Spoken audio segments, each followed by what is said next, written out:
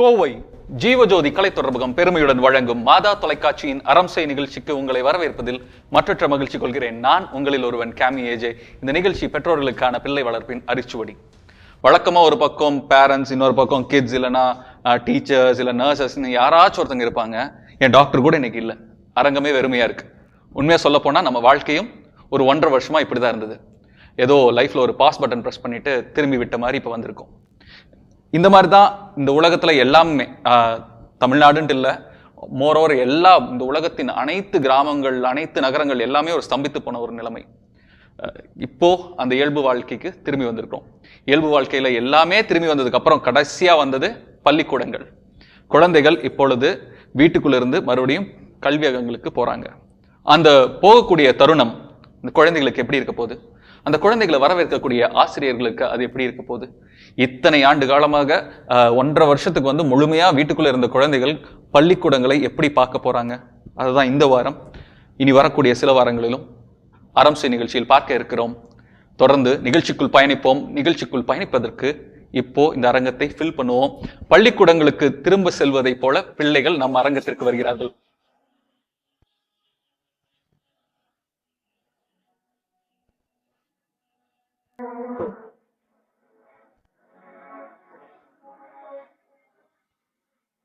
ஸ்டூடெண்ட்ஸை வரவேற்பதற்காக ஆசிரியர்களும் வந்திருக்காங்க. அவங்களையும் அரங்கத்திற்கு வரவேற்போம்.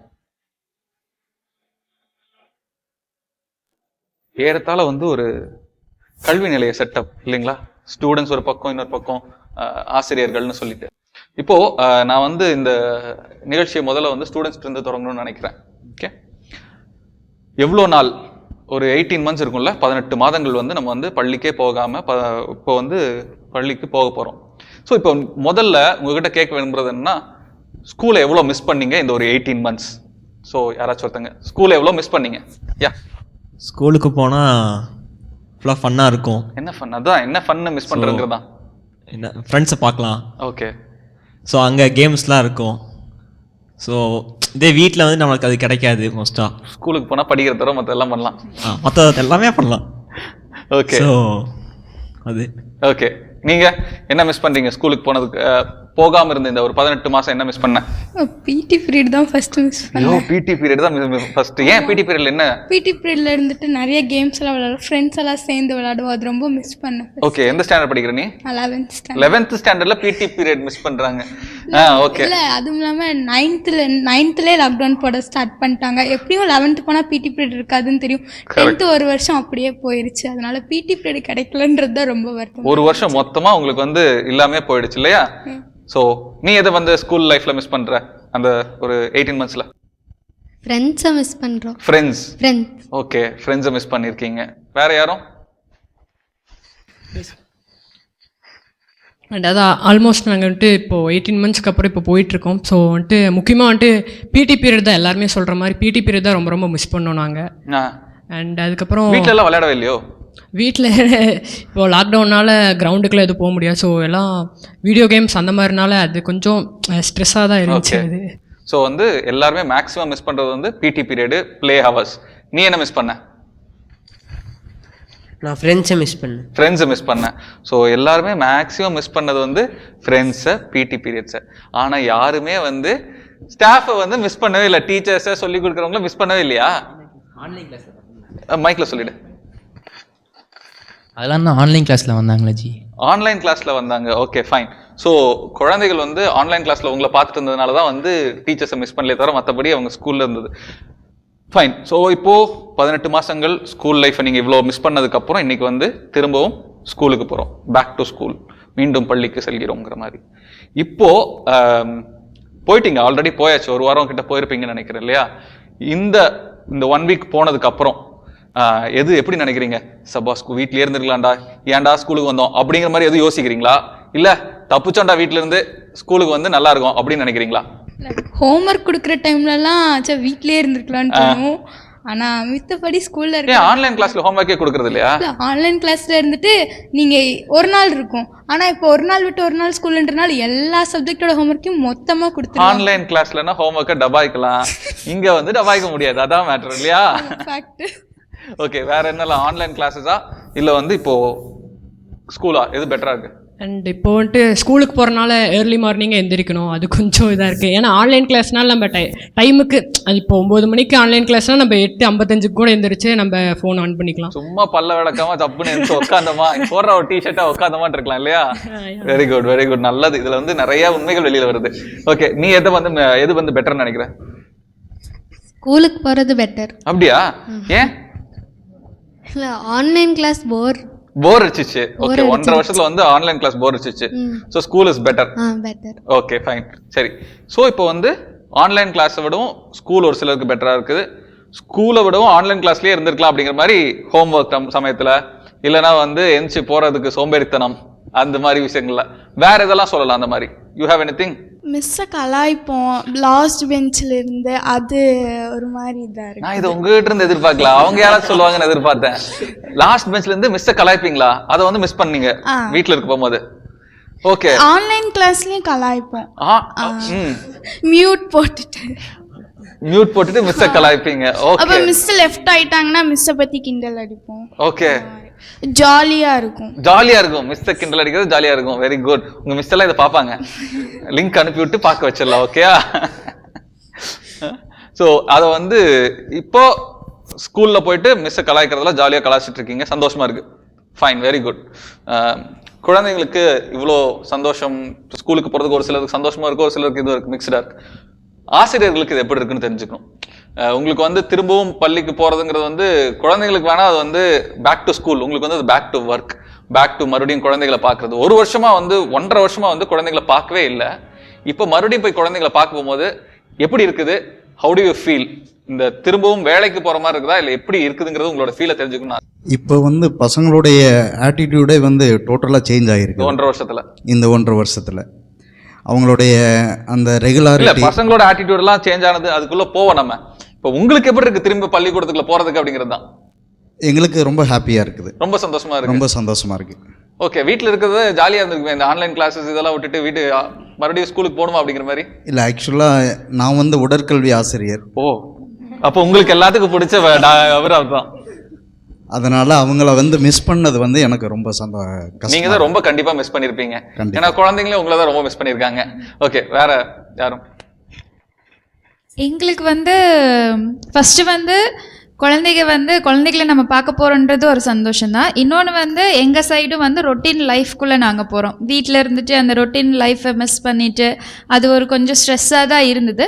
இப்போ வந்து நம்ம போகிறோம், இங்கே இருக்கிறது அங்கே போகும்போது அங்கே மறந்துடுவோம், அங்கே இருக்கிறது வீட்டில் மறந்துடுவோம். ஸோ எங்களுக்கு வந்து ரெண்டுமே, எங்கள் சைடும் ஓகே, அவங்க சைடும் வி ஆர் ஹாப்பி. புரியல எனக்கு, இன்னும் தெளிவாக சொன்னீங்கன்னா. அதாவது குழந்தைகளுக்கு நாங்கள் டீச்சிங்லேயும் நாங்கள் வந்து ஆன்லைன் கிளாஸ்லயும் அதே டீச்சிங் தான் பண்ணிட்டு இருந்தீங்க?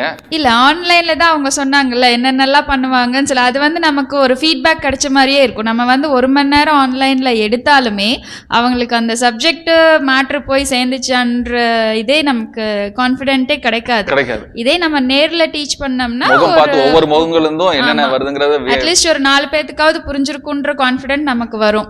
ஓகே, படிப்பு வந்து சொல்லி தரும்போது அந்த ஒரு ஃபீட்பேக் கிடைக்கிறது நல்லா இருக்குதுங்கிறீங்க. எனக்கு வந்து பெருசாக சேஞ்சஸ் வந்து எனக்கு ஒன்றும் தெரியல. ஆன்லைன்னாலும் அதே சப்ஜெக்டு, அதே ஸ்டூடெண்ட்ஸு, ஆஃப்லைன்லனாலும் அதே தான். நம்ம ப்ரிப்ரேஷனோ இல்லை ஏதோ நம்ம வீட்டிலேருந்து எடுக்கிறோம் அப்படின்றது வந்து ஆன்லைனில். ஆஃப்லைனில் நம்ம ஸ்கூலுக்கு போய் அதே வேலையை செய்கிறோம். என்ன ஒரு எக்ஸ்ட்ரா வருதுன்னா ஆன்லைனில் ரெஸ்பான்ஸ் கிடைக்காது. இப்போ வந்து நம்மளை கவனிக்கிறதுக்கு கொஞ்சம் பேர் இருக்காங்களே அப்படின்ற ஒரு ஹாப்பினஸ் வந்துருக்கு. அந்த 1.5 வருஷம் கழிச்சு போய் மறுபடியும் மேலே நின்று பாடம் எடுக்க போகும்போது அந்த முகங்களை பார்க்குற போது அது எப்படி சந்தோஷமா இருக்கு, இல்லை வந்து ஒரு மாதிரி பயமா இருக்குதா, த்ரில்லா இருக்கா, எந்த மாதிரியான ஃபீல் உங்களுக்கு கிடைக்குது? உண்மையாக சந்தோஷமாக தான் சார் இருக்கு. சந்தோஷமாக தான் இருக்குது சார். மாணவர்களை நேராக பார்க்குறது ரொம்ப சந்தோஷமாக இருக்குது. ஆன்லைன் கிளாஸில் பார்த்தீங்கன்னா ஃபுல் ப்ரெசன்ட் வர்றது கிடையாது. ஓகே, அது ஒரு பெரிய ட்ராபேக். ஏன்னா எல்லா ஸ்டூடெண்ட்டும் வந்து அதை அட்டன் பண்ணால் தான் நல்லா இருந்திருக்கும். பட் ஆன்லைன் கிளாஸுக்கு வந்து ரொம்ப பெரும்பான்மையாக வரதில்லை. ஆமாம், பெரும்பான்மையாக வர்றது கிடையாது. அதை வந்து இப்போ நாங்கள் நேரடியாக வகுப்பு எடுக்கும் பொழுது அது எங்களுக்கு ரொம்ப சந்தோஷமாக இருக்குது. எல்லா மாணவர்களையும் நாங்கள் பார்க்கறதுக்கு ஒரு வாய்ப்பு. ஓகே, அவங்களும் நல்லா இவங்கெல்லாம் சொன்ன மாதிரி திரும்பி ரெஸ்பாண்ட் பண்றது, இதெல்லாம் மீறி நான் ஆசிரியர்கள்ட்ட இருந்து எதை மிஸ் பண்றீங்கன்னு நான் வந்து இப்போ பள்ளி போனதும் சந்தோஷமா இருக்குது. ஏன்னா இந்த அரட்டை அடிக்கிறது ஸ்டாஃப் ரூம்ல இல்லை, அது ரொம்ப ஜாலியா இருக்கும். அதை எவ்வளோ மிஸ் பண்ணீங்க இந்த 1.5 வருஷம்? அது அவங்க நாக்கு வேற கிடைக்கிறாங்க ஐயோ அப்படின்னு. ஃபுல் லாக்டவுனில் மட்டும்தான் நாங்கள் ஸ்கூலுக்கு போகல. ஓகே. அதுக்கப்புறம் நாங்கள் டீச்சர்ஸ் எல்லாம் வந்து ஸ்கூலுக்கு போயிட்டு தான் இருந்தோம். வந்து பாடம் எடுத்ததெல்லாம் வந்து பள்ளிக்கூடத்தில் ஸ்கூலில் இருந்துகிட்டே கிளாஸ் ரூமில் தான் இருந்து தான் டீச் பண்ணோம். ஓகே. இப்போ அந்த கரும்பலகை அது வந்து எப்படி நீங்கள் முன்னாடி இருந்தால் அதை யூஸ் பண்ணுற மாதிரியே தான் ஆன்லைன் கிளாஸில் யூஸ் பண்ணிருந்தீங்களா? ஆமாம். அது ஒரு ஸ்டாண்டு வச்சுட்டு. ஓகே. ஸோ அப்போ ஆக மொத்தம் ஆசிரியர்களுக்கு வந்து இது பேக் டு ஸ்கூல்னு சொல்லிட முடியாது, குழந்தைகள் வரதை மட்டும் புதுசாக இருக்குது உங்களுக்கு. ஓகே. அப்போனா உங்ககிட்ட தான் நிறைய இன்னும் கேட்க வேண்டியது இருக்குது. இந்த ஆன்லைன் கிளாஸஸில் வந்து நீங்கள் வந்து இந்த வேலையெல்லாம் காட்டலான்னு சொன்னீங்கல்ல, ஒருத்தவங்க வந்து மிஸ்ஸை கலாய்க்கலாம், ஹோம்ஒர்க்கு டப்பாய்க்கலாம் அப்படின்ற மாதிரி. இதில் முக்கியமான விஷயம் என்னென்னா எக்ஸாம்ஸ் இல்லை, ஆன்லைன் எக்ஸாம்ஸில் வந்து நிறைய வந்து நம்ம என்னென்னலாம் பண்ணியிருப்போம், பின்னாடி ஒருத்தர் உட்கார வச்சுக்கிட்டு சொல்லித்தரது, கீழே புக்கை வச்சுட்டு சொல்லி படிச்சுக்கலாம், இந்த மாதிரிலாம் பண்ணியிருப்பீங்கல்ல, அதெல்லாம் என்னென்னலாம் பண்ணீங்க இந்த ஆன்லைன் கிளாஸஸில்? இந்த மாதிரி பண்ண வேலைகள்லாம் என்னென்ன பண்ணியிருக்கீங்க? குறும்புத்தனங்கள் சொல்லு. குறும்புத்தனம் நீ சிரிக்கிறதுலே தெரிஞ்சது, சொல்லு. எக்ஸாம் எழுத பக்கத்தில் கொஞ்சம் புக் வச்சு அப்படியே பார்த்து எழுதுவோம். கேமராவில் மோஸ்ட்டாக தெரியாது, ஸோ அப்படி பண்ணியிருக்கோம். ஓகே. ஸோ நீ தான் சொல்லிட்ட ஏற்கனவே வந்து ஆன்லைன் கிளாஸில் வந்து மிஸ்ஸை கலாய்ப்பீங்கன்னே சொல்லிட்டீங்க. ஓகே. நீ என்ன பண்ணியிருக்க அந்த மாதிரி? அப்படி எதுவும் இல்லை. அப்படி எதுவுமே பண்ணது இல்லையா? கொஸ்டின் பேப்பர் அனுப்பிச்சு விட்ருவாங்க, எழுதிட்டு அப்புறம் கொடுக்குற மாதிரி தான் இருக்கும். கொஸ்டின் பேப்பர் யார் அனுப்புவாங்க? ஸ்கூல்ல இருந்து கொஸ்டின் பேப்பர். நம்பிக்கை உங்க மேல கொஸ்டின் பேப்பர் அனுப்பிடுவாங்க. ஓகே. நீ எதோ சொல்ல வந்த? அதான் ப்ரோ, எங்களுக்கு வந்து இந்த வீடியோ ஆப்ஷன்லாம் கிடையாது. சும்மா கொஸ்டின் பேப்பர் அனுப்பிச்சி விட்டு இவ்வளோ டைம் கொடுப்பாங்க, அப்புறம் நாங்கள் முடிச்சிடுவோம். நாங்கள் வந்து ஆன்லைன் கிளாஸ் வீடியோலேயே அவன் புக்கை வச்சு எடுக்கிறாங்க.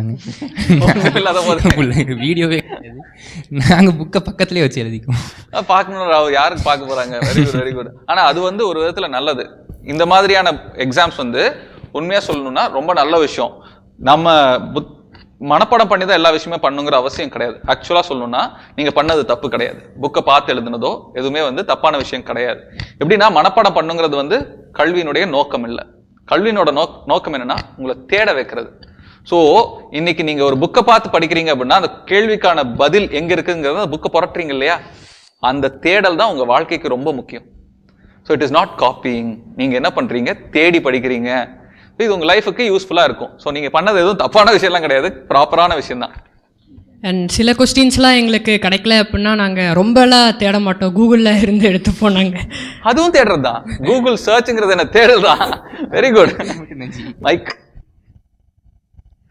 நாங்கள் அவ்வளோலாம் கஷ்டப்பட மாட்டோம். ஃப்ரெண்ட்ஸ் யாராவது எழுதியிருப்பாங்க, அவங்கள அனுப்பிச்சு. இதுதான் கேடித்தனங்கிறது, இதுதான் கேடித்தனங்கிறது. நான் இந்த கேள்வியை தான் இந்த பதில தான் நான் எதிர்பார்த்துட்டு இருந்தேன். எவ்வளோ அழகா வந்து என்ன சொன்ன சொல்லு. ரொம்ப கஷ்டப்பட மாட்டோம்.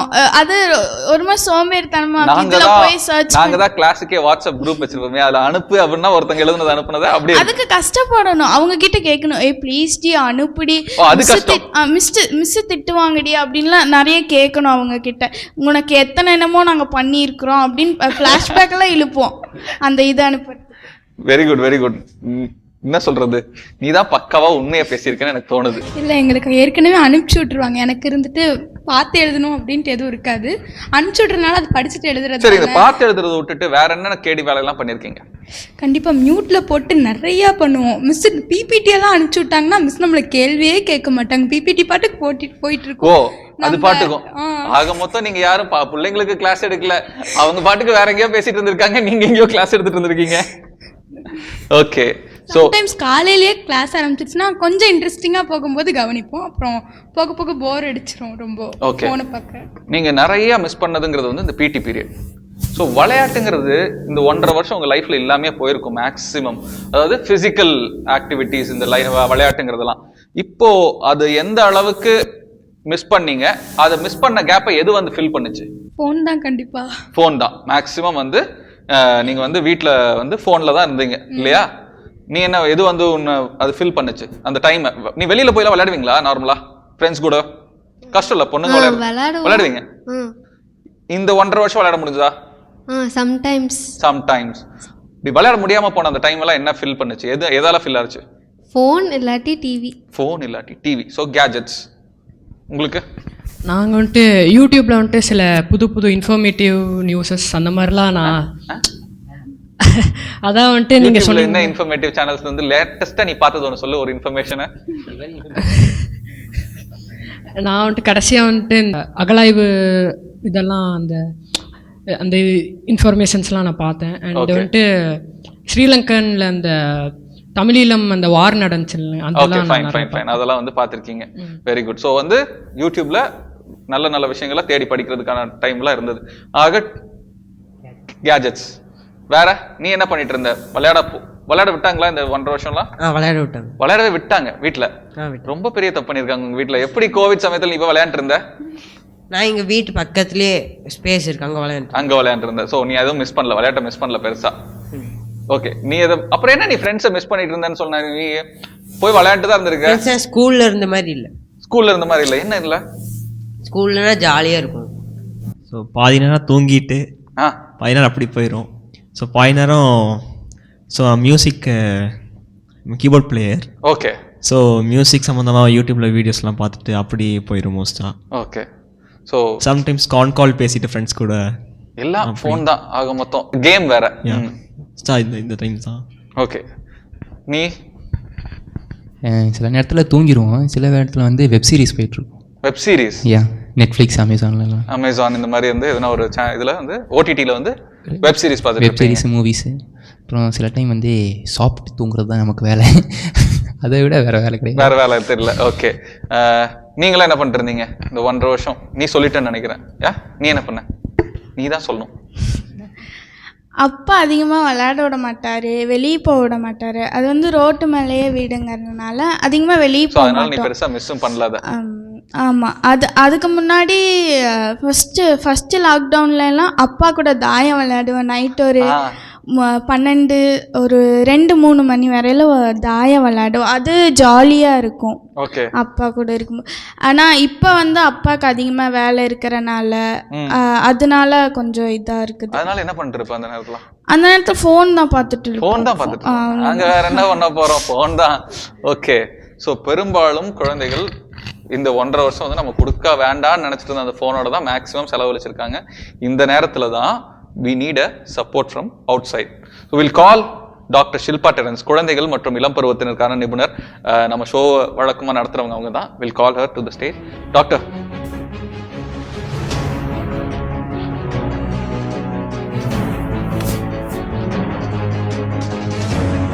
ஸோ டாக்டர், இவ்வளோ நேரம் குழந்தைங்கள்கிட்ட நான் பேசினதில் வந்து இந்த ஒரு பேக் டு ஸ்கூல், அதாவது மீண்டும் பள்ளிக்கு போகிறார்கள் குழந்தைகள்.